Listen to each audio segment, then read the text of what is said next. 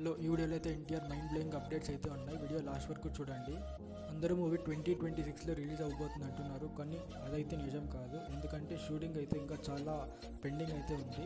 Maybe movie 27లోనే release కావచ్చు. అలాగే ప్రశాంత్ నీల్ గారు ఇప్పటివరకు తీసిన ఫుటేజ్ అయితే సాటిస్ఫైగా లేరంట. ఎందుకంటే ఇది ప్రశాంత్ నీల్ గారి డ్రీమ్ ప్రాజెక్ట్ అని అందరికీ తెలుసు. అందుకే ఆయన చాలా కేర్ఫుల్గా అయితే దీన్ని చేస్తున్నారు. అలాగే ఈ మూవీలో రుక్మిణి వసంత్ గారు అయితే హీరోయిన్గా అయితే నటిస్తున్నారు. కాంతారాలో ఈ మధ్య చూసాం, one of the best performance ఇచ్చారు.